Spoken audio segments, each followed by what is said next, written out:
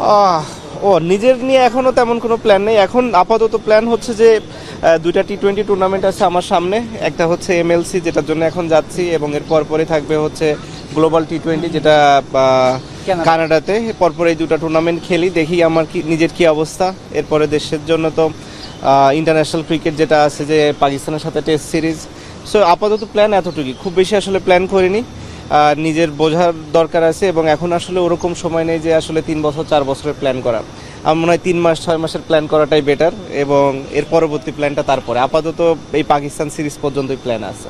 হয়তো all out খেলতে পারিনি, হয়তো যে ধরনের রেজাল্ট আমরা আশা করছিলাম কিংবা যে ধরনের রেজাল্ট হওয়ার সুযোগ ছিল ওইভাবে পারিনি। আমাদের হয়তো ইনিশিয়াল টার্গেটটা পূরণ হয়েছে, সেই দিক থেকে আমরা সাকসেসফুল।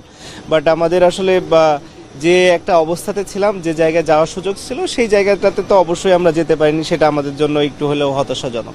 আমি জানি না এটা কি জন্য হয়েছে, মেবি কোনো এক্সপ্লেনেশন দিতে গিয়ে হয়েছে কিনা জানি না, যে কি কারণে তাসকিন খেলে নাই। কারণ সে তো টিমের ভাইস ক্যাপ্টেন, বলতে গেলে অটোমেটিক চয়েস। তো যখন সে না খেলবে, স্বাভাবিকভাবে মানুষের মনে প্রশ্ন আসে। এখন সেটার এক্সপ্লেনেশন তো দিতে হবে।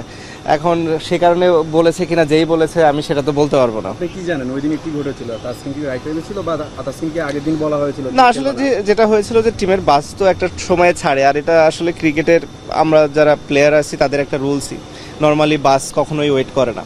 যদি কেউ এরকম কখনো মিস করে, তারা হয়তো পরের গাড়ি নিয়ে আসে, কিংবা ম্যানেজারের গাড়ি থাকে, অথবা ট্যাক্সি থাকে, কিংবা থাকে। ওয়েস্ট ইন্ডিজ যেহেতু একটা ডিফিকাল্ট জায়গা, ওখানে আসলে এই ট্রান্সপোর্টেশনের সাপোর্টটা অনেক ডিফিকাল্ট ছিল। তো যখন তাসকিন আসলে পৌঁছেছিল মাঠে, অলমোস্ট টস হওয়ার হয়তো 5-10 মিনিট আগে, খুবই কাছাকাছি সময় আসলে।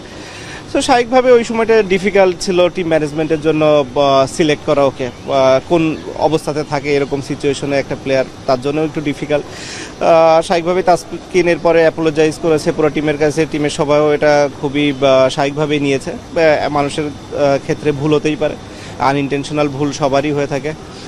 সো ও সেটা স্বীকার করেছে, এবং তারপরে ওখানে এটা শেষ হয়ে গেছে।